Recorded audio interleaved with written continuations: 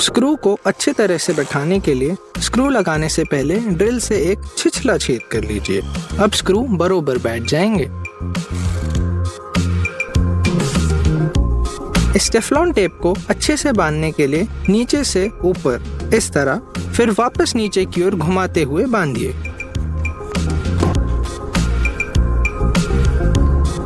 इन पल्लों की पकड़ अच्छी तरीके से बैठे, इसके लिए हमें कुछ निशान बनाने होंगे।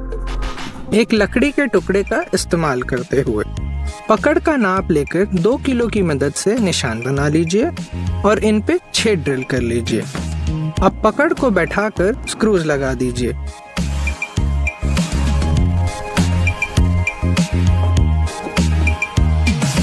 और सब कुछ सही सही बैठ जाएगा। ये देखिए,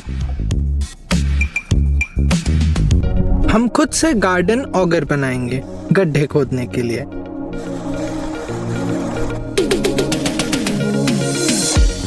इस डायमंड चक्री पे 2 चीरे लगाइए और इस तरीके से घुमा लीजिए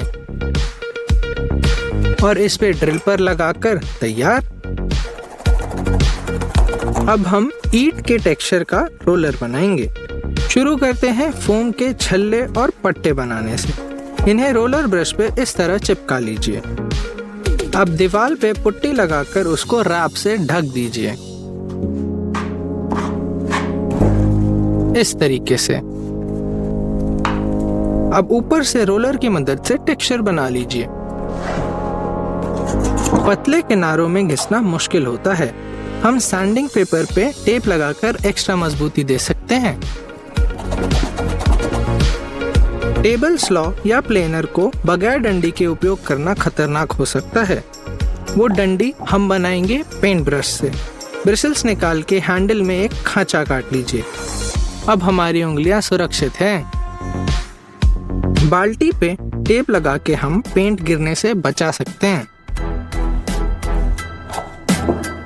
हमारा अगला प्रोजेक्ट है रबड़ पट्टे का पाना। इसके लिए इस नट में एक छेद और कुछ खांचे बना लीजिए। इसमें रबड़ पट्टे को इस तरह डाल दीजिए और उसको बोल्ट फंसाकर हम इस्तेमाल कर सकते हैं। ये देखिए, ये गया बोल्ट और हमारा पाना तैयार। इसका इस्तेमाल हम इस तरीके के ऑयल फिल्टर को खोलने में कर सकते हैं।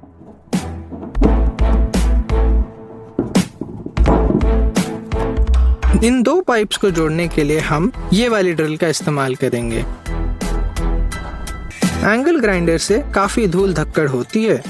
थोड़े से 2-वे टेप से ये काम आसान और साफ हो सकता है। काम खत्म होने पर टेप को फेंक दीजिए।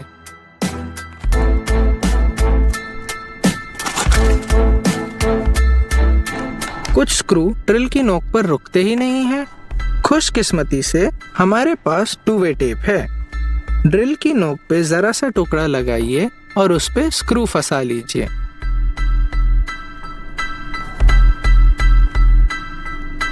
ये देखिए, काम बन गया। ये चाकू कुंद हो गया है। हम कुछ इस तरह धार बनाने का इंतजाम कर सकते हैं। ये देखिए,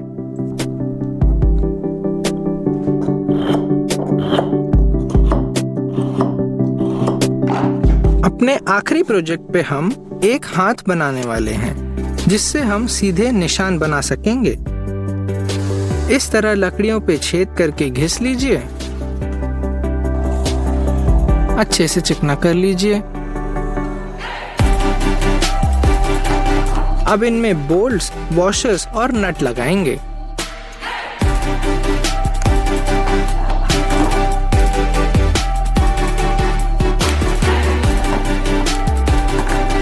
इस आखिरी हिस्से को हम आड़ा लगाने वाले हैं।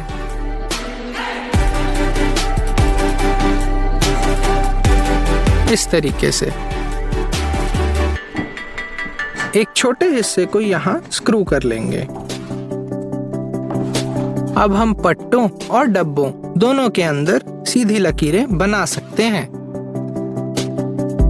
है ना आसान? नहीं होगी। जब बोर्ड बिछा रहे हों तब हमें इस खाली जगह की लंबाई नापकर दूसरी तरफ से एक त्रिकोण आकार काटना चाहिए, जिससे सब कुछ सही बैठ जाएगा। एक कैन लेकर उसे इस तरह काट लीजिए। काट कर उसका एक कोन बना लीजिए। अब इसे लाइटर से बांध लीजिए।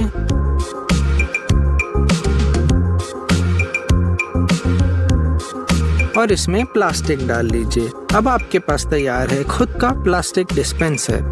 है ना कमाल?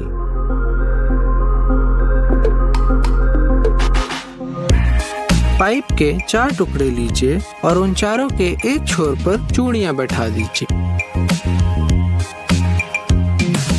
अब लकड़ी के पट्टे पर 4 पाइप रखने के और 4 चूड़ियों के खांचे लगा दीजिए। और ये तैयार आपकी खुद की कैंपिंग टेबल।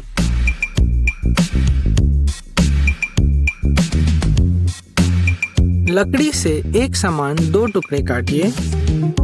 उनमें से एक के 3 भाग कर लीजिए।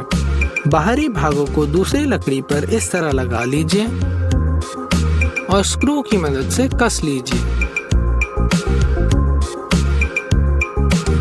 अब इस पे सैंडपेपर लपेटकर बीच वाले हिस्से को वापस लगा दीजिए।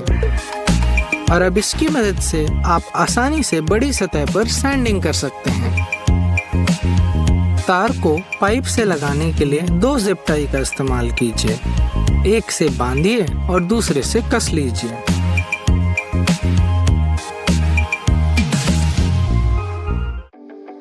तारों के जंजाल से फुर्सत चाहिए?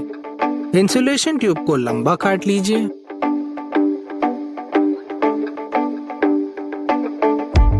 और दीवार पर स्क्रू की मदद से इस तरह लगा दीजिए। और तार भर के जिप टाई की मदद से वापस बांध लीजिए। लकड़ी पर ऐसे पतली नलियां होने पर आप ताश के पत्तों का इस्तेमाल करके उन्हें अच्छी तरह घिस सकते हैं।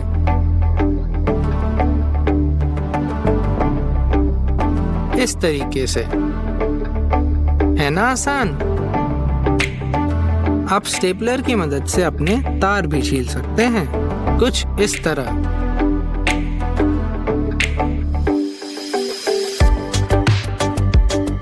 अब हम देखेंगे तार जोड़ने के कुछ तरीके। पहला तरीका, छीलिए और लगा दीजिए स्क्रू। दूसरे तरीके में हम छील कर घुमाएंगे और फिर स्क्रू लगाएंगे।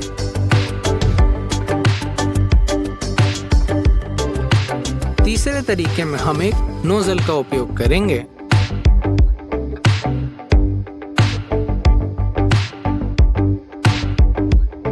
और इस आखिरी तरीके में हम इस तरह मोड़ेंगे और फिर लगाएंगे स्क्रू। स्क्रू या बोल्ट खोलने का ये रहा एक अनोखा और तेज तरीका। 2 लकड़ी के टुकड़े लीजिए और उनमें आपस में पकड़ लगा दीजिए।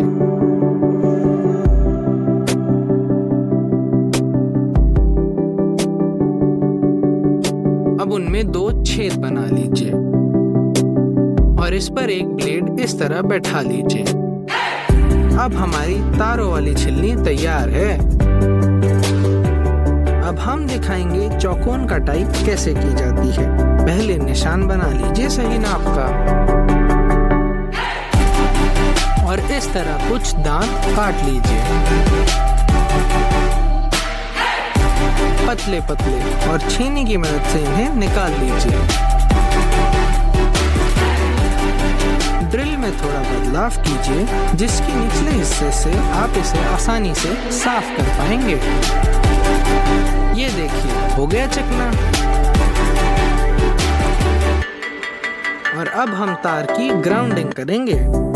एक पैकेट लेकर उसमें गीली मिट्टी भर लीजिए और इसे चिपकाकर दीवार पर